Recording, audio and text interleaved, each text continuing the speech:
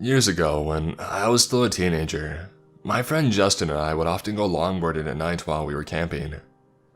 As my friends and I were quite the night owls, we loved the freedom of almost never seeing another soul on the roads or the paths that we frequented.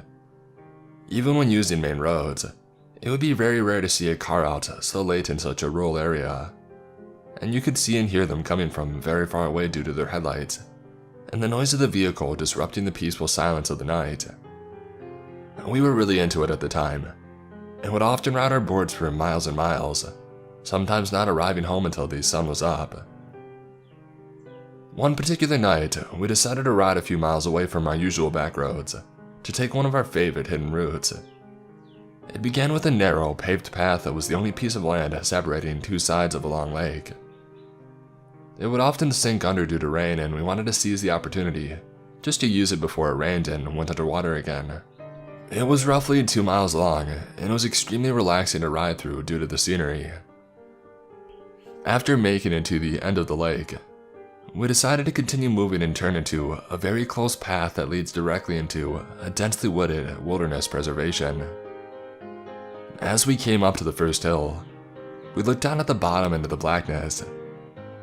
We both noticed what appeared to be a tiny moving ball of dim light down there. It moved so strangely, and it was extremely difficult to make out what it was. Rather than shine our flashlight down, we curiously watched it for a few moments, whispering to each other about what it could possibly be. All at once, that small light turned into multiple blinding lights and extremely loud revving sounds, overwhelming our senses that had become accustomed to the dark and silence. Acting purely on fear, we instantly turned around and ran as fast as we could, hearing yelling and revving gaining behind us. By sheer luck, we managed to run off the path into a very dark, very overgrown hole in the side of a hill, overlooking where we had just come from. We decided to hide in the natural dugout of the hill, hoping the plants and darkness would be enough to protect us from whatever was happening out there. We watched our pursuers right up to where we had originally been standing. There were 4 men, 2 on 4-wheelers and 2 on full-sized motorcycles. They were yelling at each other about something, but we couldn't make out what they were saying due to the distance that we had covered. We felt safe enough to whisper very softly to each other and speculated who these people could be. Our first thought was that they could be park rangers of some kind, although we had never seen one here in the many times that we had been through. And honestly, we doubted that this county had the budget or even the desire to have any patrol the deep woods at night. Besides that, these men were on vehicles entirely inappropriate for the paved bike trails, and they were very angry about something. They called out to us for a while, yelling things like, "We know you're out there, and we can see you, come on out." We stayed silent and decided to call their bluff instead of running. Eventually, we clearly heard one of the men yell, "Find them now," and then smash a bottle. That had erased any hope that we had that these were just park rangers. We watched them split up, each of them going a different way down the series of paths on their vehicles, including the path that we came from. It took us what felt like ages to even move. We were frozen in terror inside of that dugout, watching the lights from the vehicles travel through the woods and pass, one of them already coming full circle and passing the point that he started from. I thought about calling for help, but I was too afraid to open my phone in fear that even the smallest amount of lights would give away our location. After waiting for the lights of the vehicles to reach their furthest distance yet, we finally summoned the nerve to get up and try to run somewhere far enough from these people to safely make a call. We ran as hard and fast as we could through the woods. Since their headlights gave away their location on these paths, we would hide again whenever we felt that they were getting too close. Our available hiding spots were getting progressively worse as the woods became less dense, and the fear that I felt waiting for one of them to drive past us while basically only being covered in leaves and plants may still be unmatched to this day. Finally, we emerged from the woods onto the intersection of 2 main roads, far from where we had started. We ducked down into the ditch to call for help. When I opened my phone, I noticed that I had recent missed calls from one of our other friends, Connor, who was supposed to meet up with us after our longboard excursion. I called him and frantically asked where he was. Luck was with us again. He hadn't given up on our plans despite us ignoring him, and he was only a few miles away, already heading in our direction. I gave him the names of the 2 streets that we were near the corner of, and explained that we needed to get picked up right away. He agreed to speed over to us while Justin and I waited in hiding. Thankfully, Connor arrived before any of those men did. We bolted into the back seats of his car, yelling for him to get out of there, and he took off. Relief doesn't begin to describe what I felt being safely driven back to site after everything I had just experienced. After explaining everything that had happened to Connor, we ended up just moving on with our night and decided not to call the police. We figured they would be gone by the time any officer made it out there, and that we would only be putting ourselves at risk by admitting to breaking the law by taking those paths so late at night. I still have no idea what happened or who those people were. I've been told all kinds of theories from my friends and family that have heard the story. Some think that we had walked right up to a huge drug deal. Justin and I later admitted to each other that when the revving started and we couldn't see, our minds both went straight to a chainsaw-wielding horror movie serial killer. So I suppose it could have been much worse. Frustratingly enough, whatever those men thought we saw that made them want to catch us so badly, we never actually saw. We'll never really know, I suppose.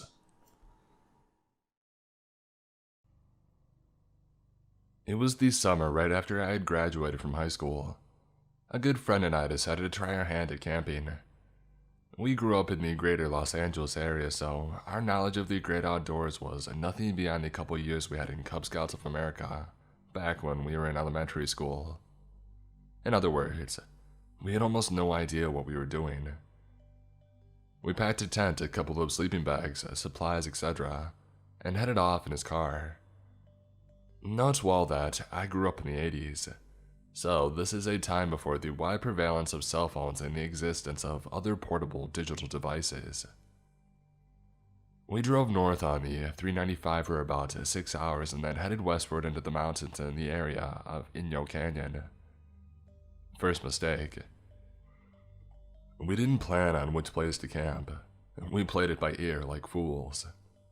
Second mistake. We left in mid-afternoon. It was pitch black darkness when we arrived in the general area. We had driven off the main road and onto a dirt road in order to find a spot to camp. The dust from driving on the dirt road overwhelmed the headlight high beams when we finally decided to pull over and set up camp. It was around 11:30 at the time, and we were exhausted and famished. Any place was a good spot to camp for us, given our only reason to do so at this point was our hunger and exhaustion. Third mistake. We didn't bring flashlights. We only had Bic lighters for our cigarettes. We tried to set up the tent using our lighters in the headlights of the car, which was parked about 10 to 15 feet away. The wind was blowing, so the lighter constantly went out after a few seconds, either directly because of the wind, or indirectly because the wind would push the flame into our thumb. Clearly, we were being camping idiots. We finished setting up the tent, but at that point I was too tired to eat. My friend managed to make some instant ramen. We smoked a cigarette in the car and then crashed out in the tent. We awoke to a very cold morning. It had to have been around 5:30. Immediately upon exiting the tent, we realized that we were camped at the entrance of a hiking trail. There were at least 2 no camping signs in visible distance from us. We dismantled the tent, cleaned up, and cleared out. That morning, we ended up buying some cheap flashlights and a nice hot meal in a very small town. It wasn't really a town, but more like a few storefronts and shops on a main road, about the length of an average city block. We went into some office, although I don't really recall what it was. It might have been a park ranger station, or the office headquarters for a campground. In any case, we found and reserved a site for the night. The campground was basically like a large circle with campsites along its outer circumference. with each campsite being about 50 yards from its neighbor. In the middle of the circle was a common bathroom and shower. We circled around it once more, and I think we saw one family that was all set up with a tent and camper. We found our spot and we set up camp, which was quite far from them.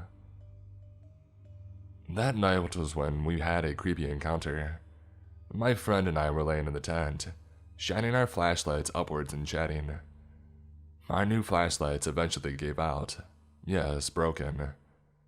Our fire pit was about 6 feet from the opening of our tent. It was just a glowing ember. We probably should have completely put it out, and we probably shouldn't have had the tent so close. In any case, there we were, chatting away and having a good time. My friend began to be distracted with his foot.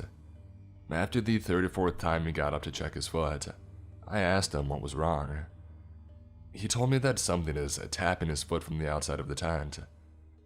His foot was against the side of the tent, so from the outside, you would have been able to see a bulge in the tent side where his foot was. It was as if pebbles were being thrown at his foot through the tent. There it is again, what the heck? Each time it happened, there is a sound, like pebbles or a light tap. We sort of laughed it off, assuming that it was a twig or grass moving in the wind, or perhaps a loose strap on the outside of the tent. I don't recall exactly how it happened at first, but I do remember we suddenly became silent at the same time. A sound came to be audible to the both of us. Footsteps slowly moving towards our tent. We wondered if it was a bear or other non-human animal, but it seemed distinctly bipedal. They were very slow and measured, like a step every 2 seconds. I finally said in a whisper, "Someone's coming." My friend didn't move. His face had an expression of fear. At some point, my friend bolted up and said, "Forget this." He grabbed his pipe, stuffed it full of pot and marijuana, and took the biggest, deepest drags I've ever seen a person take. About a minute or two later, he was out. Drugs aren't my thing, so I was alone in the tent as far as conscious bodies are concerned. I was sitting up at this point, and I had taken out the only weapon that I had, a Swiss Army pocket knife. I took out the big and small blades, as well as the ice pick in the middle, and held it like some ridiculous melee weapon. I could see the glowing embers in the fire pit through the sheer nylon material of our tent, and I was able to roughly but barely discern some of the rocks around it. I watched and listened intently. The footsteps came closer, and at the same slow pace. With each step, I could hear the dirt and rocks underfoot crunching and grinding. At some point, it was clear to me that whoever it was standing between the tent and the fire pit. For my fuzzy line of sight to the burning embers through the nylon tent became obscured by someone outside the tent. The footsteps stopped right at the front of the tent, about 6 to 8 inches, no more than a foot, from the entrance to the tent. It was silent for about 1 minute, and then I heard a click. At exactly the same time, I clearly saw through the nylon tent wall a flashlight turn on. I was able to see not just the flashlight, but the outline of the hand holding it. The flashlight was shining on the zipper entrance into the tent, just inches from the zipper. Blood drained out of my head and my palms instantly became dripping in sweat. I yelled, "Who's there?" There was some fear in my voice, but it was mostly aggressive in tone. Whoever it was, the person immediately turned off their flashlight. I didn't move, but neither did they. The person just stood there inches from the tent's only entrance. My friend is out, totally unaware of what's going on. Nevertheless, I pretended that he was still awake and whispered just loud enough to be audible to our visitor. "Yes, loaded. There's one in the chamber," as if my friend was awake and asked me about our gun. Fourth mistake. We didn't have a gun or any real weapon for self-defense. It felt like an eternity, but after sitting still for at least 10 minutes, I heard feet slowly turning into the dirt, and then slowly walking away from the tent. I stayed up the whole night, and it wasn't until the light of dawn came through the tent that I crashed out. The heat inside of the tent woke us up, and it was near noon by this point. We went outside to inspect the site but found nothing missing. However, we did find boot prints leading away from our campsite and outside of the campground. That was the last time I camped in a tent.